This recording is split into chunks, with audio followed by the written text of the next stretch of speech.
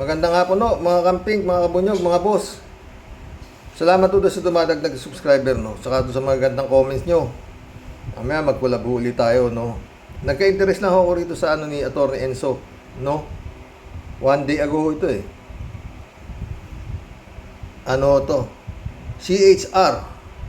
Makikipagtulungan sa ICC. Patay sina Duterte. Ito ang pamagat nitong magbigay ho tayo ng ano rito. Baka may mapulo tayong aral. Kaya po itong kinontent ko. Pakinggan po natin si Atty. Enzo. So ito, magandang balita, no? Magandang balita. Itong Commission on Human Rights, medyo matino pala itong bagong Commission on Human Rights, chair, si attorney ito eh. Attorney, ano bang pangalan niya? Richard ba yun? Richard Palpalatok ba to? Basta si CHR Chairman, Commission on Human Rights Chairman Palpalatok. Maganda yung ano nito. Maganda pala ang position nito sa issue ng human rights. Mga kabunyog? Ito yung sinabi niya. Ito mga kabunyog. Palpalatok told reporters if the ICC will request us to help them or to provide the evidence we have gathered in the cases we have already investigated, we can share it. O yan, malinaw ha. Mga kabunyog, si Palpalatok, sa amin sa Bicol, ang palpal, ibig sabihin, palpal, kumbaga mahinang klase, palpal. Pero sa amin naman Katagalugan, attorney, ang mahinang klase, palpak. Sa Bicol pala, palpal, Di sa Katagalugan, palpal yung pag lumay-up ka o nag-shoot ka, na supalpal ka nung kalaban sa basketball. Sa kanila pala, yung palpal mahina, di ba mga boss? Tuloy, attorney. Ito, magaling na klase pala to. Ayos. Bumabawi. Sa amin, pag sinabing palpal, yun? Mahina. Mahina. Ito, hindi. Magaling pala tong si Palpalatok. Sabi ni Palpalatok, if the ICC will request us to help them, to provide them the evidence we have gathered in the cases we have already investigated, we can share it. Ayos. Matapang tong Matapang to. Sabi niya, if our participation would help find a solution to the problem of human rights affecting Filipinos, we will perform our mandate. Ayos Yan, ganyan. Kasi nakakahiya naman talaga. Commission on Human Rights ka. Tsaka ang magiging kaso nila Duterte, crime against humanity. Talagang dapat sila, attorney, di ba? Commission on Human Rights sila, di ba? Dapat silang makipagtulungan. Tuloy. Commission on Human Rights ka. Nasa Constitution yan. Nasa Constitution yan. Constitutionally created body yan. Create yan ang Constitution. Hindi Kongreso ang bumuo ng Commission on Human Rights. Nasa natin yan. Nasa fundamental law ng bansa, yung ating Constitution mismo. Bakit? Kasi nga, alam naman natin na ang 1987 Constitution ay produkto ng people power. At ang people power ay people power kontra sa mga pang-aabuso ng nakaraang diktadura ni Marcos. Ay napakaraming mga human rights violations noong panahon ni Marcos. Kaya nakikita na magtayo ng isang opisina, isang opisina na bagamat ang mag-a-appoint ng commissioners at chairman ito ay presidente ng Pilipinas. Yun naman bigat. Presidente pala ng Pilipinas nag-a-appoint yan Pero sige, pakinggan natin. Pero independent ito. Ibig sabihin, kahit ito'y bahagi ng gobyerno ng Pilipinas, marami tayong napupulot kay Atty. Enzo, di ba mga kabunyog, mga kamping, mga boss. Pero ang Commission on Human Rights under sa 1987 Constitution ay independent. Hindi hawak ng executive. Hindi pwedeng pakialaman ng executive sa kanyang mandate kasi created siya ng Constitution. Kaya salamat naman at itong Commission on Human Rights ay nagiging totoo sa kanilang mandate. O yan. Sabi pa ni Yun ang maganda. Kung magiging totoo talaga. Attorney, di ba? Pabor sa kataong bayan niya, mga boss. Tuloy. Palpalato, the Human Rights Chief further noted that cases being investigated by the Commission involve public documents. So I don't see any limitation there. O yun. Ayos. Kumbaga, siguro kasi magre-react yung mga Pulangaw. Bakit Sigurado. na niya ba ibibigay yan? Bakit niya ibibigay yan sa ICC? Ay di ba may stand na ang administrasyon ni Marcos Jr. na hindi magko-cooperate ang Pilipinas? Oo naman. Bakit itong si HR hindi yata susunod sa gusto ni Marcos Jr. na hindi mag-cooperate ang Pilipinas? Yun. Ang sabi ni CHR Chairman Palpalato, yung mga cases, yung mga kaso na yan na iniimbestiga ng ICC ay ng Commission on Human Rights tungkol sa mga drug war killings nung panahon ni Duterte, public documents yan. Nakabukas yan sa publiko. Nakabukas sa publiko yan. Hindi naman nakatago yan. So anong doon? Anong problema doon kung i-share sa ICC yun? Public documents naman yun eh. Tama. Yun. Tama naman. Tama naman si Panyerong Attorney Palpalato. Na public documents yan. Ibig sabihin, pwedeng i-access nino man yan. Tama. Dahil public documents yan, hindi naman yan confidential. Hindi naman yan nag-i-involve ng national security. So pwedeng i-share yan sa ICC. Sa investigation kasi ng Commission on Human Rights, sa 2022 report nito, sa tiningnan nito ang 882 cases na involve ang 1,139 drug war victims.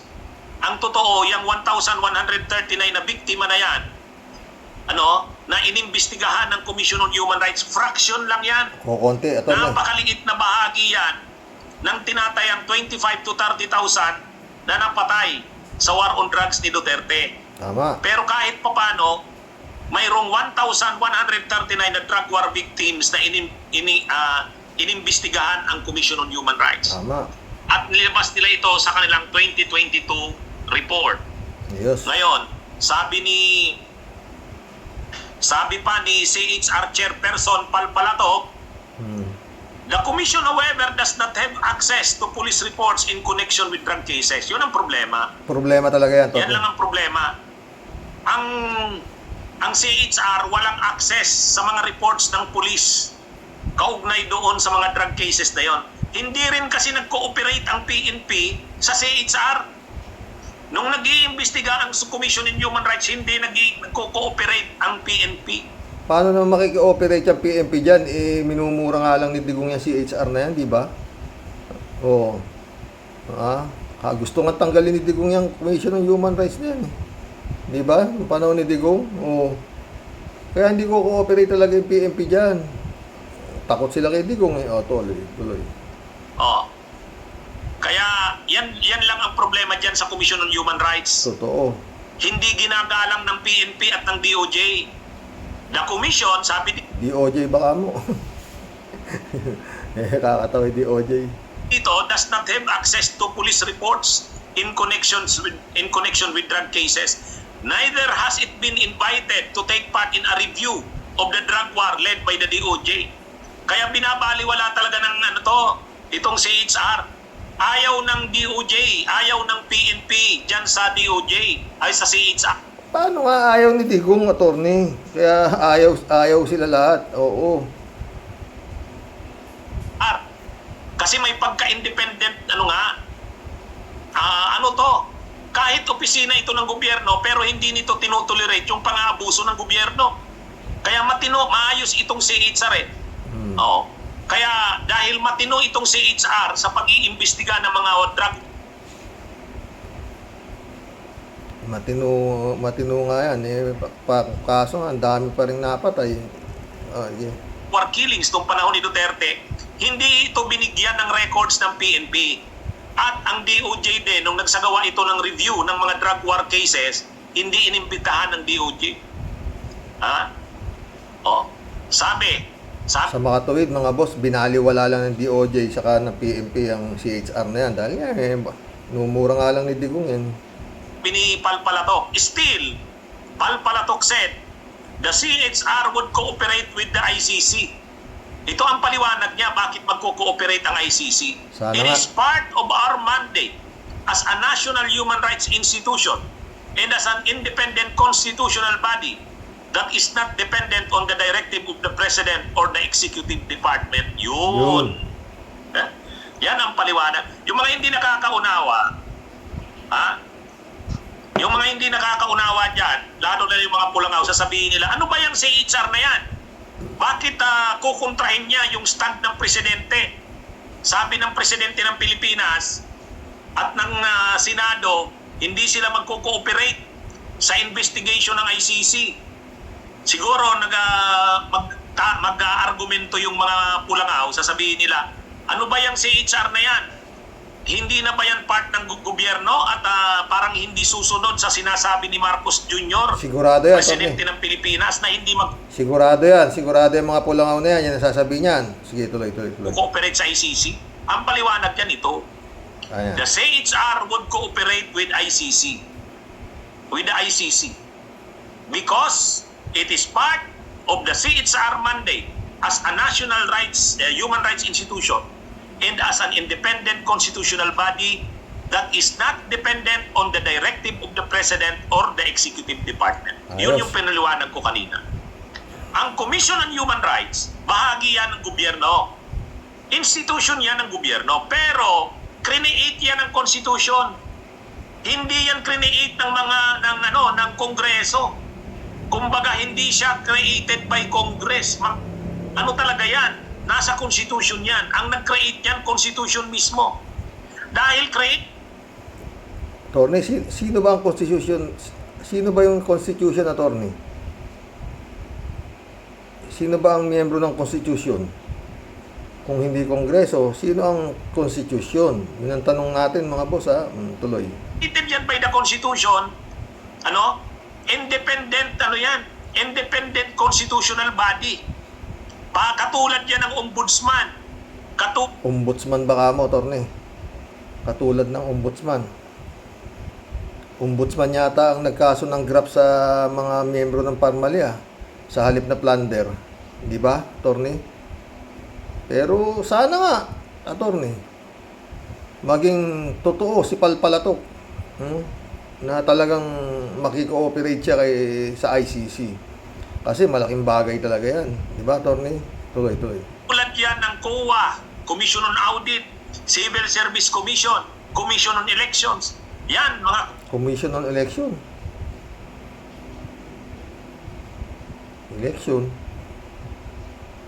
Di ba COMELEC yun? Commission on Election? Tuloy. constitutional bodies yan. Constitution mismo ang nag-create ng mga yan. Ganon din itong Commission on Human Rights. Constitutional body yan. Dahil constitutional body yan, created by the Constitution, napaka-importante nito at ito'y independent. Ibig sabihin, hindi ito nakadepende sa directive ng President. Sa mga tuwid, yung ombudsman, independent din, Attorney. Hindi pwedeng utusan ng presidente.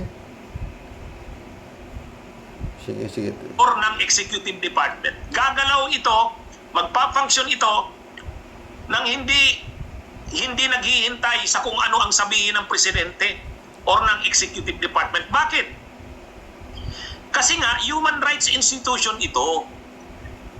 Kung ang gobyerno na mismo ang nakakakomit ng mga pang-aabuso tulad ng mga pulis, military, kung mismo ang mga military na ang nakakasagawa ng mga paglabag sa human rights, itong ahensyang ito ng gobyerno, itong Commission on Human Rights, pwede nitong imbestigahan mismo ang mga autoridad ng gobyerno, kahit PNP, kahit AFP.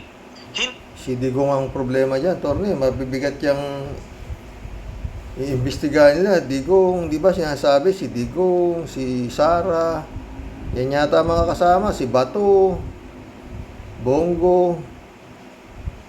Sana nga, attorney, sana nga maging totoo yan si Palpalatok na yan. Hindi ito pwedeng pakialaman ng presidente. Independent constitutional body ito. Kaya kahit nagsabi ang presidente, hindi siya magko-cooperate sa ICC. Hindi. Ang CHR, pwede niyang sabihin, kami magko-cooperate kami. Kasi trabaho namin yan, human rights kami. O yun. Yun. Maganda ito mga kabunyog, makakatulong ito ng malaki sa ICC. Oo Kasi marami ring mga dokumento ang Commission on Human Rights. Sabi nga natin kanina, more than 800 cases ang inimbestigahan nito. So, yung mga resulta ng investigasyon ng CHR, pwede nilang i-provide yan sa ICC, magagamit nila yan. Yan, Si Senator De Lima, human rights din yan, di ba? Secretary of Human Rights, chairman. Oo. Nakakulong ha. Sige, tuloy, attorney. lalabas ang mga sino ang mga dapat managot. Dapat. Kaya yung matagal nang nagsasabi, paano naman makakapag-imbestiga ng ICC kung walang magko-cooperate na ahensya ng gobyerno ng Pilipinas? Mayroon. Ito na, CHR. Yan. CHR. Kaya wag pa kasiguro sila Duterte, sila Bato, sila Bongo, sila Sara. Wag silang pakasiguro. Oo Kasi ang sabi nila, wala naman yan makukuhang impormasyon sa investigasyon sa Pilipinas. Sino naman ang magko-cooperate sa kanila? Wala. Kaya ano yan mga kabunyog? Okay ito. Okay yan talaga, attorney. Suportahan natin itong Commission on Human Rights. Sige. Alam nyo, nung mga panahon pa, matino naman talaga ang nalalagay dyan sa Commission on Human Rights. Nung panahon pa ni Gloria Arroyo, si Leila de Lima, siya ang chairperson ng Commission on Human Rights. Chairperson. Siya ang chairperson yan. At noong panahon, Nakakulong tuloy eh. Sige. na nag-iimbestiga ang Commission on Human Rights sa ilalim ni Leila de Lima, inimbestigahan ni Leila de Lima ang Davao Death Squads. Yung mga dokumento na yun ng Davao Death Squads na inimbestiga ni Leila de Lima nung panahon na siya ang chairperson ng Commission on Human Rights, nandyan, hawak yan ng Commission on Human Rights. So kabilang yan sa ibibigay ng CHR, kabilang yan sa ibibigay. Yung namatay na na dating Sana nga, attorney, maging di lang anghel tayo. Sana nga, matapang yan si Palpalatok na yan, no? Ay, nako, Lord. Sana nga, hindi siya, pwedeng pagsabihan. Sabi naman ni attorney. Hindi siya pwedeng, ang nag-appoint yata niya kay Palpalatok na, si Bongbong. Sana, pwede niya sabihin kay Bongbong na, hindi pwede, makikiko-operate ako, di ba, mga boss? Makikiko-operate ako sa ICC, sa ayaw at gusto mo. Hindi ako susunod sa'yo. Sana, ganun nga, attorney, no? Ay, nako, Lord. Mag-collab na po tayo. Bigay niyo po yung inyong mga boss tungkol dito sa Commission on Human Rights na yun nga, sana totoo ni Atty. Enzo na talagang ito matino itong si Palpalatok na to, no? Michael Edwin, shout out. Rolando Bliones, shout out. Ang mga nasa likod ng Parmali, di kasama, anong klase kaso? Yan. At hindi plunder. Ombudsman yan, ombudsman. Independent body kasi ombudsman, kaya hindi plunder ang naikaso Graph lang. Galit si attorney dyan. Bakit daw hindi plunder? Diba? Napakagaang. Available pa. Diba? Parang lang nga din, diba? Tumigil na kayo. Kinasuhan na yung Parmali. Rolando Blones, shout out.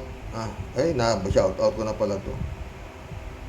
Kulang na lang bitayin mga yan sa kasagsagan na naghihirap ang Pinoy, nakuha pang magnakaw at magtraidor. Mga salbahe kayo, sabi ni Rolando Briones. Jeff Ramos, nak, shout out.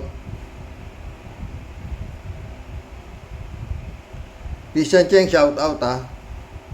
Yun na nga po ang mahirap. Bakit di po plunder ang ikinaso sa mga involved sa Parmali na yan, sabi niya. At bakit yung maliliit lang na nilalang ang nakasuhan? Kumbaga po tay, Rox, yeah. Kumbaga po sa isda, bakit yung dulong lang? Dapat yung mga shark ang sinawata. Have a nice PM po, Tyrox, sabi niya. Yun nga ang nakakasuhan kumbaga sa mga bubuit dilis. Federico Mandak, shout out. Nasubaybayan ko yung issue ng Parmali. Pares tayo last year, sabi niya. Kaya lumala ang korupsyon sa panahon ni Duterte dahil siya mismo ang nagpuprotekta sa mga sangkot. Totoo naman, di ba?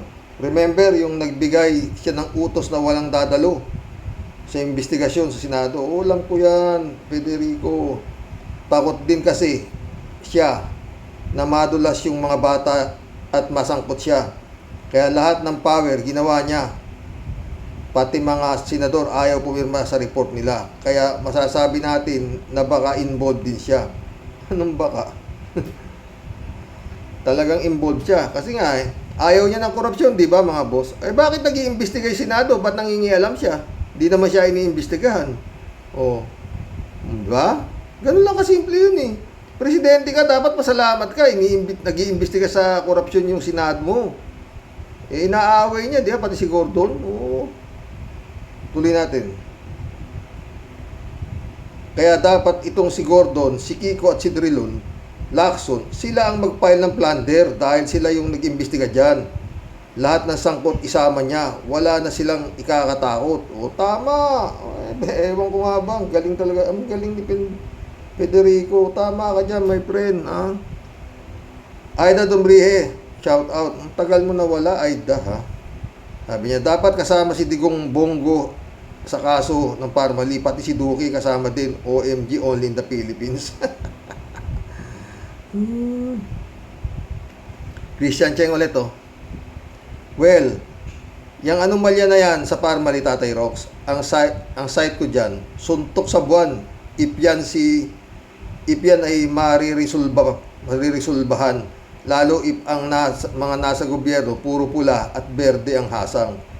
Magkakaroon lang yan ng katarungan ang usapin tungkol dyan kapag ang lehitimong presidente ng Republika ng Pilipinas ang humawak ng manibela ng bayan. Totoo yan, Renami Bingson, shout out. Dolor Garcia, shout out. Bilinda Magtangob, shout out sa inyo mga boss. Sabi ni Friend Dolor. Friend Aimio. Karoke, sinisipag ka ata. Lagi kang maagang mag-vlog. Malapit na akong bumalik ng Milan. Ingat, friend. Christian Cheng ulit Tawa ako sa comment nung isa, Tyrox, pag inatake siya ng Rayuma. Si Tia Deli, hindi, nagbibiro lang yun, hindi, walang Rayuma yun. Shout out po, Tia Deli. Sana ang atakihin ng Rayuma yung lakwatsero sa palasyo at pati mga maninenok sa gobyerno. Bibiro lang yan si Tia Deli. Ana Mercado, shout out Very happy if can recover that Parmali big money now that Duterte is not in power and let all people involved to lock them up. Sana nga, Ana.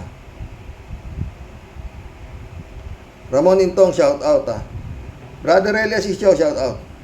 Sabi ni Ramon Intong, si Digong nyo traidor at magnanakaw. Siya ang punot dulo ng Parmali na yan. Bakit hindi nakasama ang investigasyon niyang pangit na ang galit naman si Ramon Intong. Yung si Secretary Duque ang SAR tip ng rubber section ng DOJ. Pati yung Michael Yang, ina mo, taong bayan na lang kaya Karox mag-file ng kaso sa mga ito? Taong bayan na lang kaya mag-file ng kaso sa mga ito? Eh, hindi nga ganun kadali. Mga animal, daming Pilipino nagugutom, bilyon ninakaw nyo. Anak kayo ng puro kayuhin. Fans ni Ka Percy pala to, si Ramon Intong. Ramon Intong ulit to. Sampahan mo, Dick. Onyo, puro kwento. Ala kayatang bayag eh. Galit si Ramon Intong. Talagang ano. Dapat talaga si... Yung mga nag-imbestiga dyan, kayo magsampa. Richard Cheng ulit to. Yung tungkol naman po dyan kay Lito Atienza, parehas lang yan ni Magalong. Biglang cambio pagdating na kay Dugong. Bye for now, Tyrox. Ingat. Ingat ka rin, naka. Ramon Intong ulit to. Ang mabigat, Xerox, baka naka-iskapo na. Mga utang na yan. Reynaldo Gonzalez, shout out ha. Xerox, Panggilas Philippines jersey natin ha. Isang slam dunk nga dyan sa harap ni Kyle Soto. Ano to? Manolo Bukil. Welcome to the club, Manolo Bukil. Bata ni Digong yan, si Martires. Totoo, ombudsman, di ba? Ombudsman, sabi ni Atty. Enzo, hindi pwedeng pakialaman ng presidente yan. Bakit grab lang ang napakuning kaso niyan? Kagaya ng CHR. Kalat ni Baya, shout out. Karoke, bugbugin mo na Karoke, sabi niya. Be well, Mama Bear. Okay lang si Mama Bear.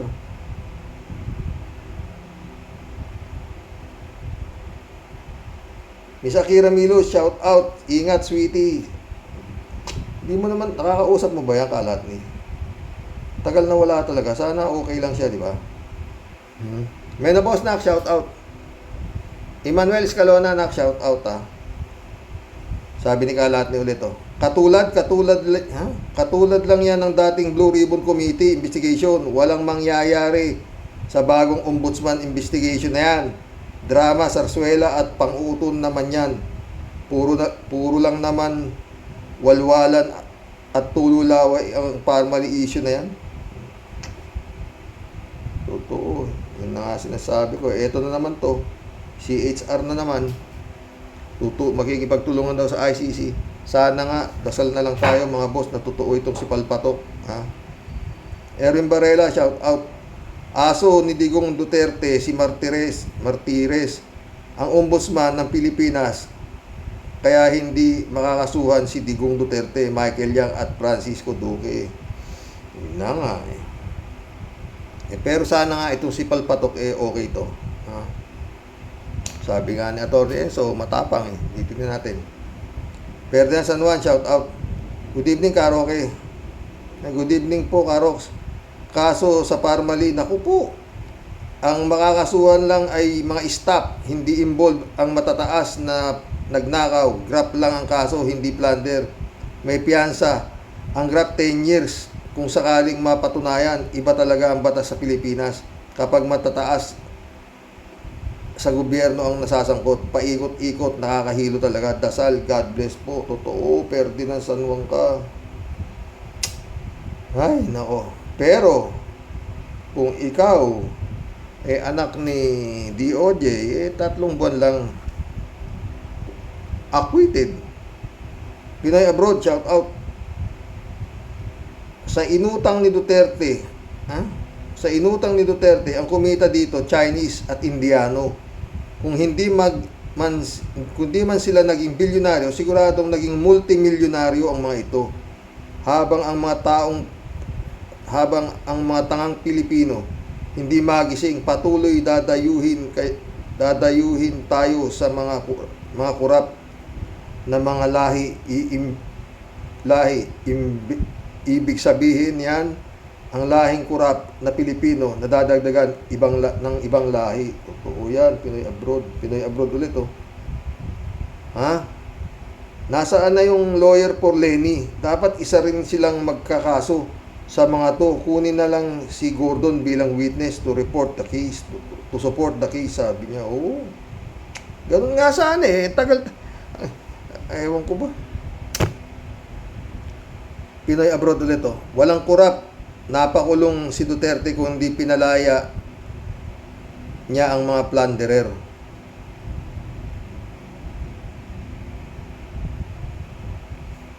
Hindi ko makuha yun ah. Walang kurap, napakulong si Duterte kundi pinalaya niya ang mga plunderer. Makuha. Pinoy abroad ulit to. Ang kasalanan ng Pilipinas ay maraming tanga at mangmang. Habang dumadami ang mga mangmang, tuwang-tuwa naman ang mga politiko. Sang-ayon ako sa iyo dyan, friend. Nico Tekniko, shout out ah. Pakitang tao lang ng ombudsman ang pagsampa ng kaso sa Parmali. Sang-ayon ako sa iyo dyan, Nico Tekniko. Bakit hindi plunder at bakit hindi kasama si Duterte, Duque, Michael Yang at iba pa? Si Martires ay appointed ng inutil buwang taga Davao sa ombudsman, kaya malabnaw at luto na ang kaso. Totoo yan, Nico.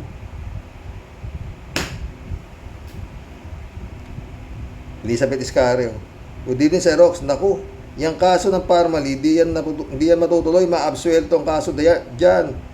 Sobrang lakas ni Duterte dyan at dami niya pa ding kakampi dyan. Dapat lang talaga kumilos ng taong bayan at pinaglululo ko na tayo ng mga yan, di ba, Sir Rox? Ayon ako sa iyo dyan eh. Kaso nga paano? Walang mamumuno, walang oposisyon, wala lahat eh. Ewan.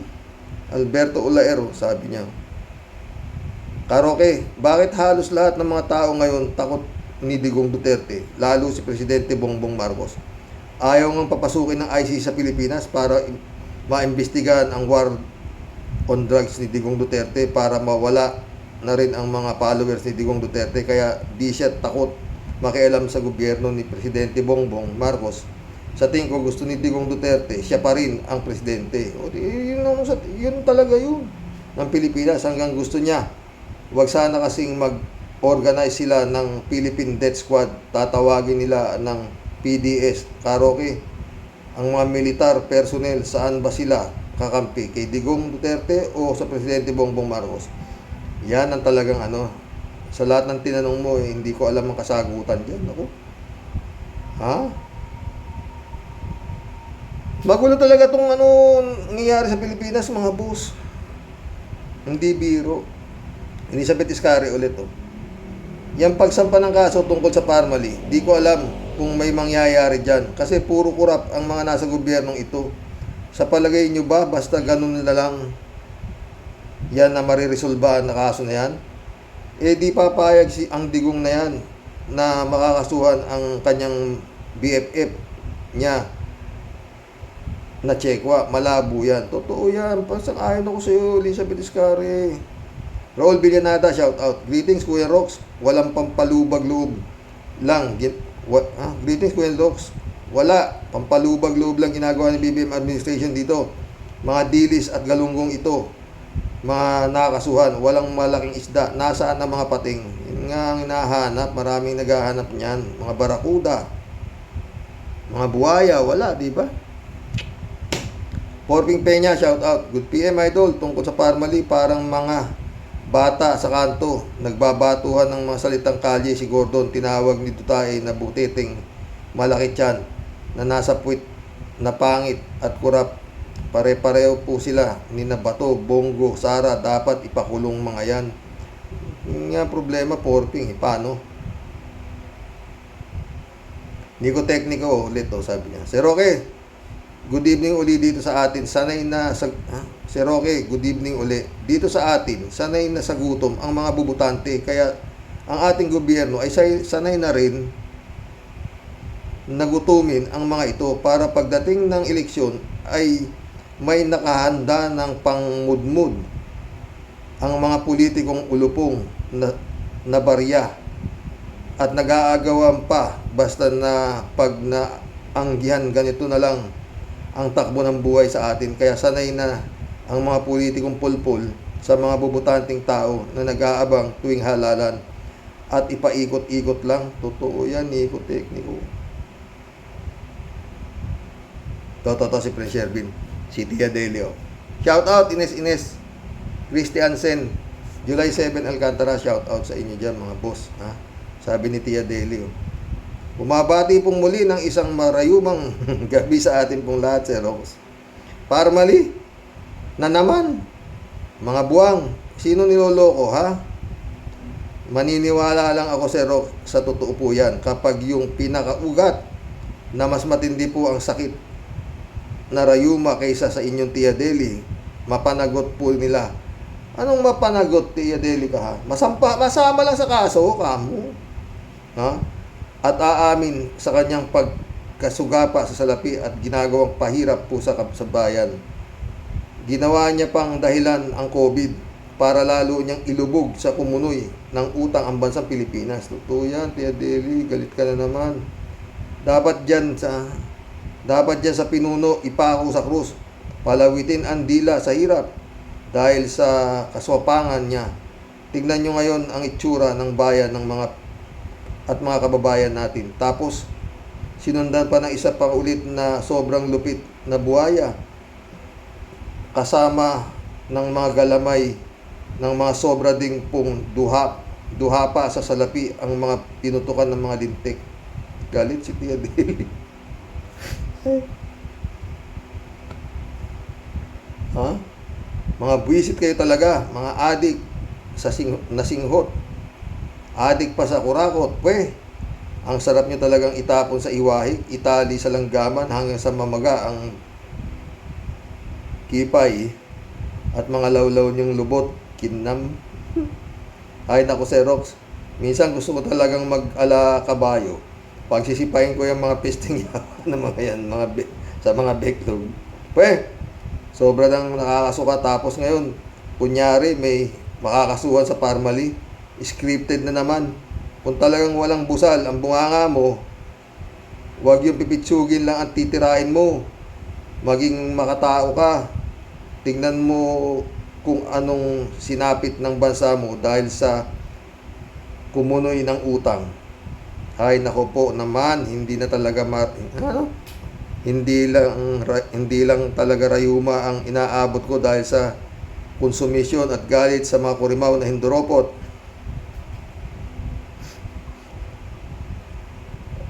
Mag-minom ka ng pang high blood, ha, Tia Deli ka. Sir Rox, si Tia Deli lalayas na ulit bago pa lumawit ang dila mo sa sobrang haba na namin sa naman ng hinagpis ng iyong Tia Deli. Muli po ay walang umay na pasalamat galing sa puso ni Tia Deli para sa iyo, Sir Rox.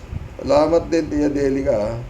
Sa mga warrior, sorry kung grabe ang inyong Tia Deli sa haba na palagi ng litanya. Hanggang sa muli po, God bless po sa ating lahat. Mabuhay ka po, Sir Rox. Para sa amin, ikaw po ang tunay na bayani. Kahit nasasamid sa pagbabasa ng mahaba akong comment, tuloy lang kahit minsan. Nakakaumay na. Sige po, Sir Rox. Inyo pong makulit na Tia Deli ay muling magbabalik. Sa ngayon po, ako lalayas na. Good night po. Ingat ka po palagi. Ang nagmamahal na asungot, ang iyon Tia Deli. Ay, nako, Tia Deli ka. I-take care ka rin, Tia Deli, ha. Totoo lang.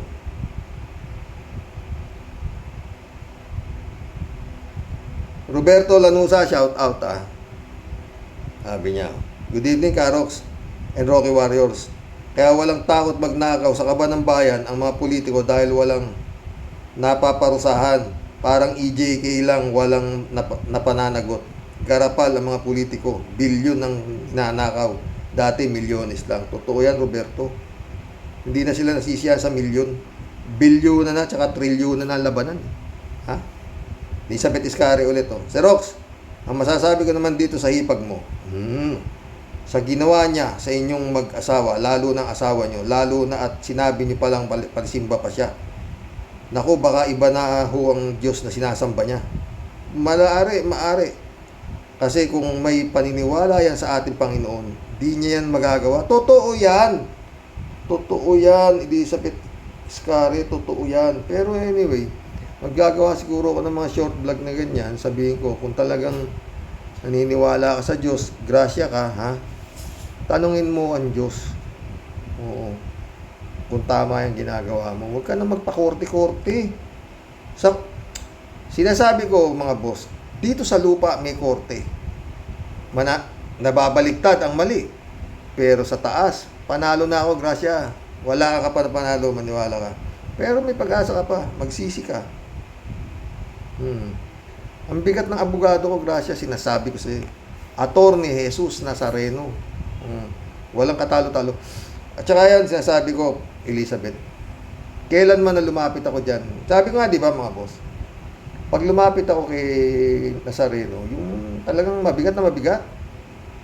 Oo, hindi ako naglalapit dyan eh. Kasi ang dami naming mga deboto eh.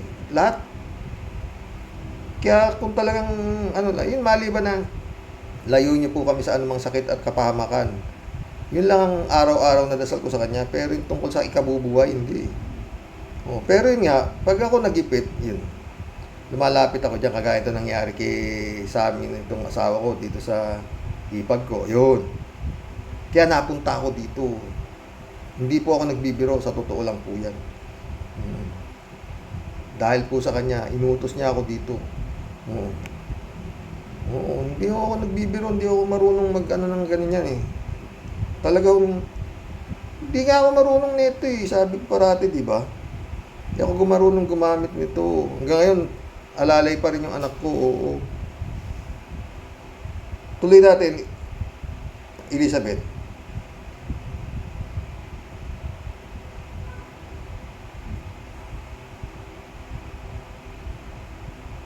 Pero sa palagay ko, sabi niya, ang hipag niyo, si Satanas na ata ang sinasamba niyan.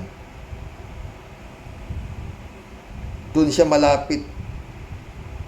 At kita nyo, inaasal niya, makademonyo na. Pero malay mo, bigla itong magbago. Totoo, maasa pa rin ako, Elizabeth.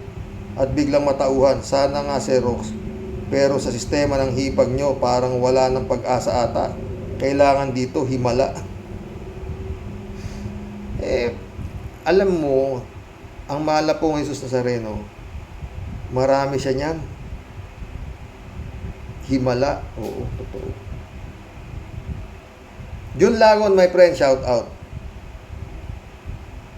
Sabi ni June 1392. Good morning, Karox.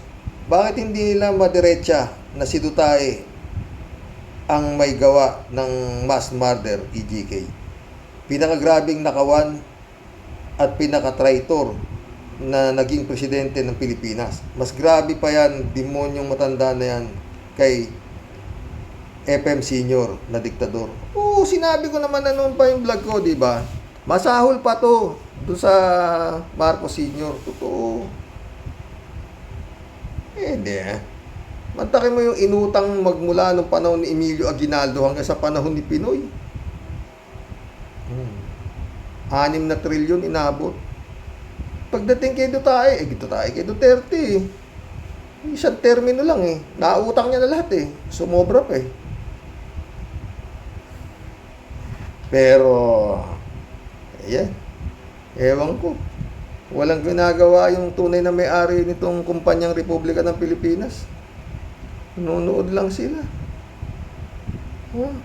Samantalang si Erap, napatalsik. Oo. Dahil sa weteng. Eto, grabe ito. Itong si Duterte, talagang sobrang grabe ito talaga ito.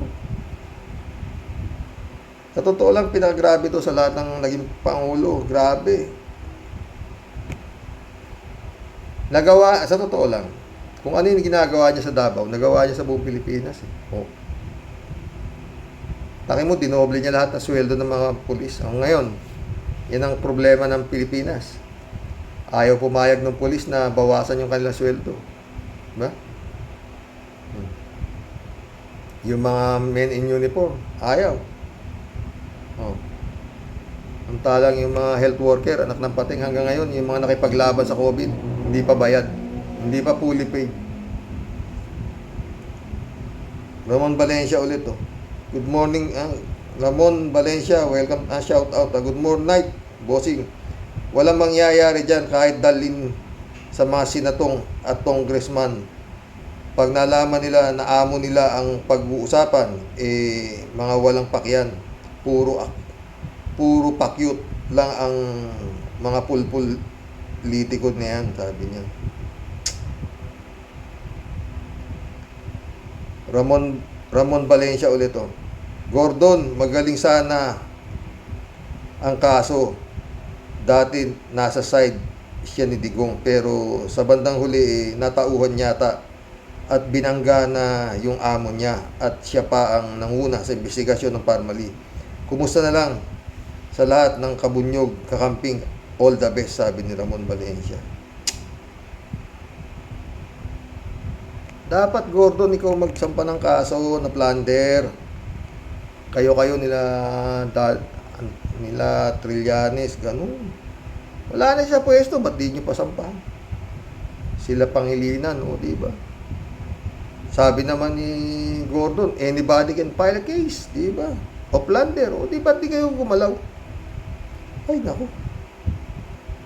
Rolando Bliones ulit, gandang gabi sa'yo, Karox. Alam niyo po, dapat yan ipabitay yan habang bagdudusa ang mga Pilipino sa ginawa ng China sa COVID ay naisipan pa ng mga magnanakaw na mga halimaw na yan sobrang mga kawalangyaan na yan. Totoo eh. Rolando Bliones ulit oh. At China pa ang pinayaman o binigay ang mga malalaking mga halimaw. Rolando Bliones ulit oh. At bakit ganyan ang kaso? Bilyon dapat plunder para sa kinasuhan ay ituro ang mga amo nila. Elizabeth Iscar, Cassandra Daisy, shout out Ay salamat at nauntog din si Gordon. Dati Duterte boys din yan. Makita yan during Senate hearing ni De Lima. Tama ka dyan. Tama ka kasi, Rox. Senator Gordon ang gumawa ng kaso sa Supreme Court. Eksperto siya sa kaso na yan. Pag nagawa niya yan, maging legacy at regalo niya sa ating mga Pinoy tulad ni Presidente Pinoy. Ang panalo natin sa Philippine Sea, sa West Philippine Sea, ang regalo niya sa atin. O, totoo. Kaso nga, tinapon naman ni Digong yung panalo eh. Binaliwala niya eh. Gusto ni Digong, gawin tayong province of China. Ay, patay tayo dyan. Ay, nako, paano buhay? Lord. Johnny B. Good, shout out. Gandang gabi, Karox. Tingin ko si Gordon, ginawa niya ang trabaho nung senador pa siya. Tinitiran niya talaga si Digong noon. Kaya lang, mas maraming galamay si Digong sa Senado. Kaya wala rin nangyari sa investigasyon niya sa Parmali. Oo. Eh, bang inaano nga Johnny B. Good? Dapat ngayon, siya magsampa ng kaso. Diba? Sabi siya naman nagsabi. Anybody can file a case of plunder. O, diba? Marilu Pabianak, shout out. Blessed evening po muli, Tyrock, sabi niya. Marilu Pabian ulit, oh.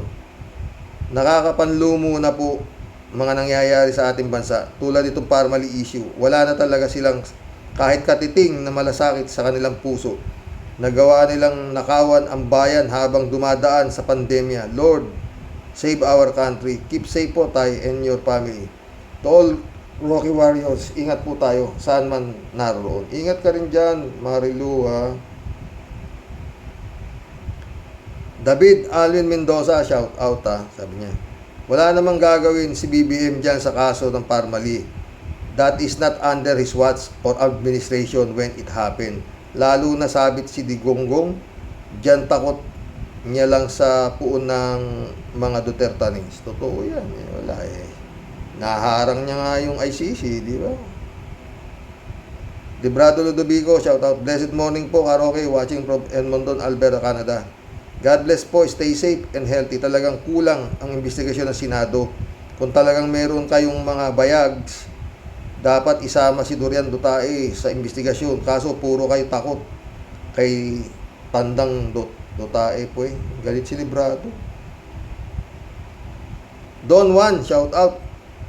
Salute to Mr. Gordon. Siya lang ang may balls at tapang para direktang akusahan si Digong nyo at mga kasabwat na sila talaga ang gumawa ng katiwalian sa pagnanakaw sa ikadalo iskandalo sa Parmali. Lahat ay takot at baw lang ng baw, parang mga asong tiklo. Yun nga, Don Juan, dapat siya magsampa ng kaso. O, di ba? Sabi niya, anybody can file, di ba?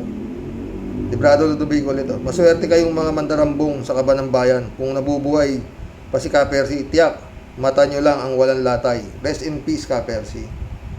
Wala, malabo na yata yung kaso. Librado Ludovico ito. Correct ka, Rox. Dapat na walang consent at all ang mga politician para yumaman. Tawa-tawa ka dyan eh. Hindi naman ito eh. African Sai, shout out ha. Marlin King, shout out. Sabi ni Marlin King. Too late the hero ka, Rox. Tama si Senator Gordon. Sana isama ang pinuno na hudas ng bayan. Pero kailan mangyayari lahat ay takot karoke kay Duterte Monyo. Si Gordon ay enabler din ni Duterte Monyo. Umaalala mo nung 2016 na hearing sa Senado tungkol sa Davao Death Squad ni Dugyot na pinamunuan ni Senator Laila de Lima. Pinresinta ni Senator Laila de Lima na tauhan mismo ni Duterte, ngunit pinagtulungan sa Senado nila Alan Cardero Cayetano, Gordon at iba pang mga senador. At tuwing magsasalita ay kinokontra at binabara si Mutabato. Ang tanging magkakampi ay si Senador Sonny Trillanes at Senador de Lima. Nag-away si Senador Trillanes at Gordon at pinakontempa siya ni Gordon. Nakakaawa po sila, Senador Trillanes, de Lima. At tinanggal si Senator de Lima sa Committee on Justice na pinamumunuan niya. Aping-api po sila. Napanood ko lahat yan. Nanood po kami ng kaibigan ko sa hearing dahil sumulat po ako sa office ni Senator Trillanes na mabisita siya at humingi ng passes kung manood ng hearing. Si Gordon po ay nakonsensya kasi ang anak niya ay nakiusap po na gawin ang tama. Kaya siya ay ngumaungaw sa bandang huli. Kaya sabi ni Senator Trillanes sa interview ni Christian na alam ni Gordon simula pa ng ginawa ni Duterte niyang Michael Yang na binanggit ni Colonel Asierto na nagtatago ngayon dahil pinapatay ni Taning na malaking drug lord sa Davao. Kaya sabi nga ni Senator Trillanes, sana noong pa umpisa ay ginawa niya ang tama at sana hindi siya naging enabler ni Duterte Monyo. Salamat po at God bless. Medyo mahaba kahit po nasa Amerika kami. Malungkot dahil sa pang-aapi ng Marcos Duterte sa ating mga kababayan. Take care always, Karox. Take care. Take care ka din. Marlin King. Yannick Ordobes, shout out. Duque, yellow kulay ng Porsche niya. Digong boys. Sana makakulong kasama boss nila. Totoo yan. Shout out 3JC Hope, my friend. Mukhang busy ka. Wala kang comment ngayon baka kung saan naman nandun na punta to eh. Alam nyo si 3JC Hope, pag nakikita ko yung kung saan nandun yun. Puro kung saan ko nakikita ang lugar, oo. Itong Jane Laybay na ito, oo. Totoo. Pero 3JC pa, salamat talaga. Hanggang bukas po, magbigay po kayo ng anyong saluubin tungkol po rito sa magandang balita na itong si Palpatok handang makipagtulungan sa ICC. Dasal, sana nga maging Palpatok maging totoo ka at makipagtulungan ka sa ICC. Malaking bagay ang magagawa mo dahil yun nga, crime against humanity ang kaso. Ikaw CHR ka, diba mga boss? Ay nako mga lord, Commission on Human Rights, no?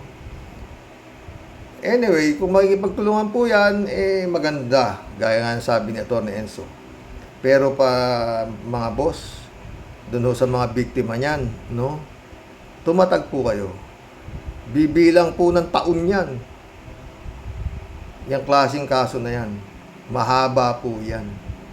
Yung kaso ko nga 3 taon wala pa 3 taon. Yun lang, napakaliwanag pa na panloloko, di ba? Ito, wala hong gustong gumalaw dito sa Pilipinas. Hinaharang pa ho ng Pangulo. ni His Excellency, itong nag-iimbestiga na to, kaya po mahihirapan po yan, dadaan po sa butas ng karayom yan. Baka ho yung isang tao dyan na kasama po dyan, magdusa na po sa kamay ng Panginoon, hindi pa ho tapos yan. Baka yun nga ho, baka masingil na siya ng Panginoong Jesus sa mga kasalanan niya, hindi na ho siya magbabayad sa kamay ng tao, kundi sa kamay ng Diyos. Magandang gabi po mga boss. God bless Pilipinas.